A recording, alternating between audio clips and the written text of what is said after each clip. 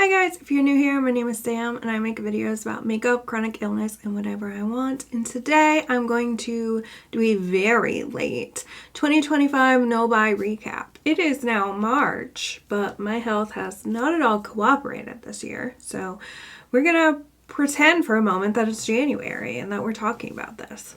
So I had to go hunt down kind of what my rules were. It was an indefinite no-buy. But I wanted to see like what kind of guidelines I had for last year. So Holo Taco Royalty and Black Friday sales, potentially Mooncat, SpongeBob IP, which there wasn't one last year. Try some new nail polish during a sale like ILMP, Cadillac, Starly, etc. and replacements. That was where we were starting. Now I'm going to go into the actual purchase tracker. I was tracking things on my Instagram. If you follow me there, you probably saw that. I'm not really using Instagram anymore, so I will not be doing that moving forward. I'm not going to really go in depth of like what I spent each month because I actually filmed this already and it got messed up like the last video. So I'm just going to go over like the totals. I had 7 months of no buy and it was a replacement only. I had 3 months of a complete no buy. It was really difficult to do a full no buy because I don't run out of things equally. Like I might not be due for a replacement of shampoo this month, but I will be next month. So it's like buying a thing here and there because stuff doesn't run out at the same time. Let's talk money. I spent $939 on new products, not counting replacements. That averages out to about $77 a month on brand new products. I spent $653 on replacement products, which averages out to $54 per month on replacement only items. I had $696.50 worth of empties. So my total for the year of new and replacements was $1,592. Now, my tracking for these amounts includes skincare, hair care, body care, nail care, and makeup. Oh, and fragrance. I don't know why I didn't put that down. Some of these are necessary to some degree, so I am curious how I'm going to decide to track this moving forward. Like, I need body soap, right? Like, I can switch to a cheaper body soap. There's no denying that, but I need soap, period. So I'm not sure if I want to keep including that in my purchases just because I don't think it's frivolous to buy like shampoo, right? I am not one to regularly try a bunch of new hair products unless I've run out of one and I decide to replace it with something new to try. What do my notes say here? Yeah, I don't feel the need to track skincare, hair care, and body care because I pretty much know what I like. I'm not trying new stuff.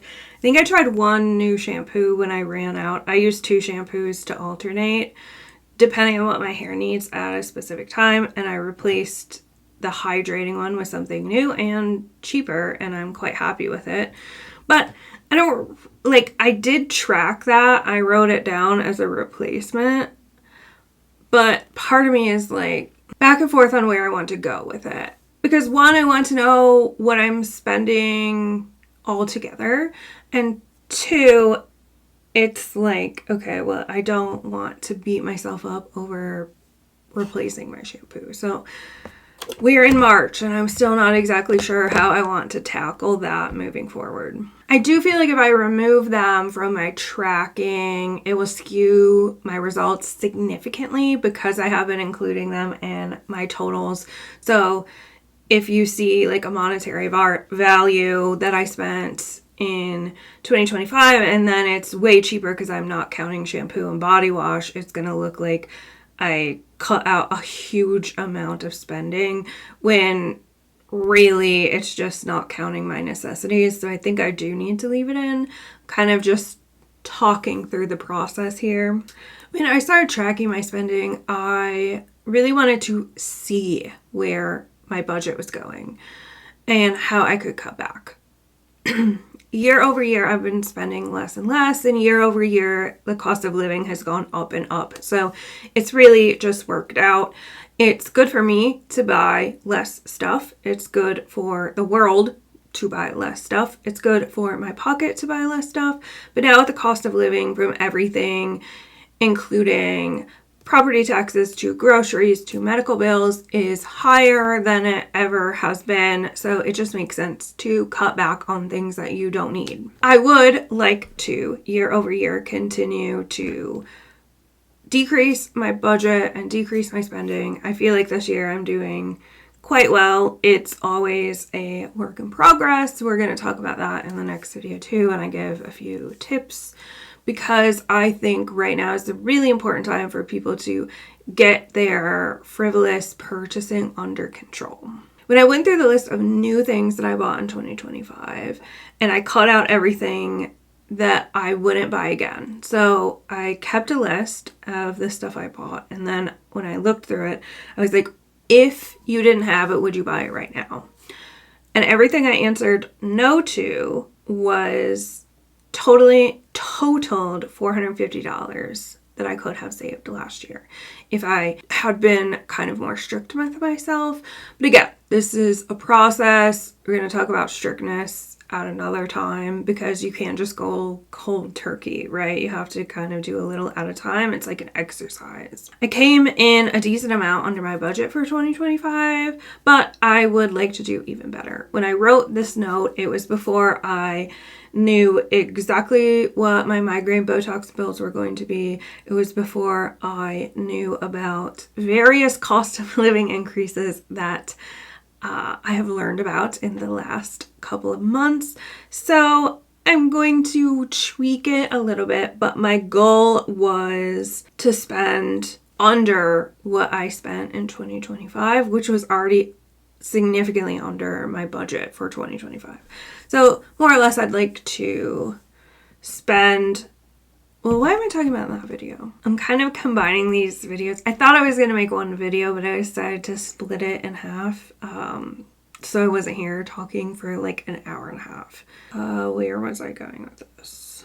This is going to take a lot of editing because I'm just yapping and not staying on track.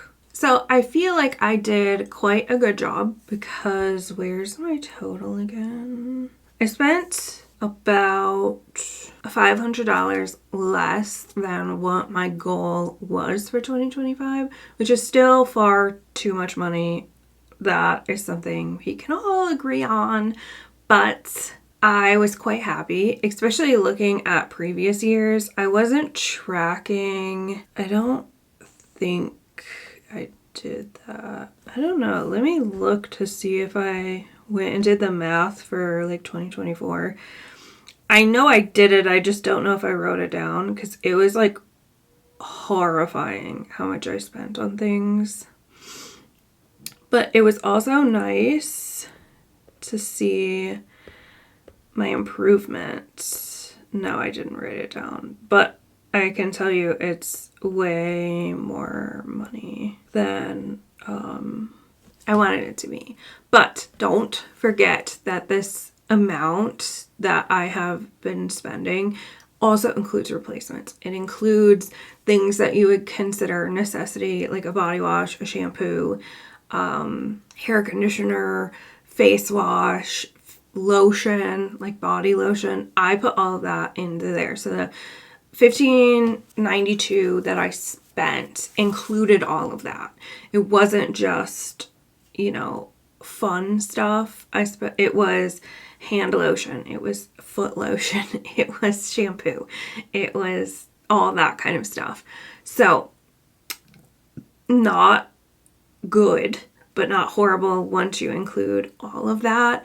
And I think, because I don't think that I tracked in 2023, and I can't easily go back because these websites like delete stuff after a couple of years. Let me make sure I didn't. No, I did not. But I would like to, at that end of this year compare the last 3 years of like how much things have improved. I think something I'm very happy about is I started doing this before the cost of living crisis and inflation and everything really started to kick in. So this doesn't feel like harsh or like a punishment. I feel like some people who are going to be forced into this may not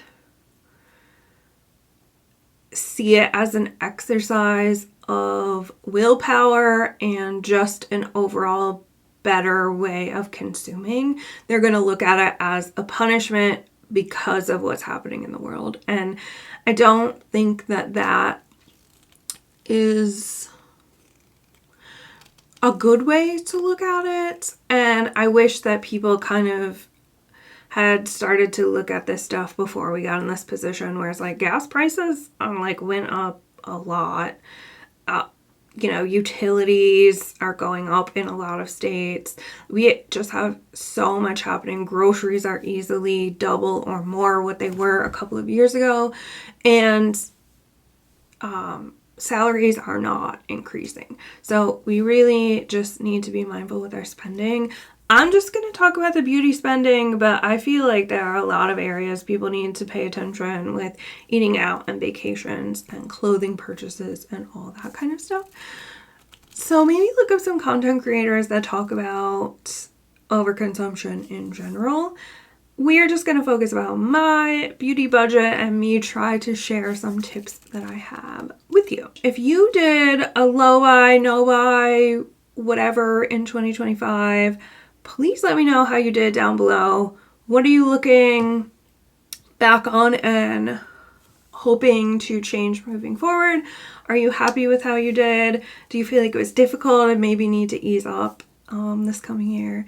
Thank you so much for watching. If you like this video, please give it a thumbs up. Consider subscribing if you haven't already, and I'll see you guys next time.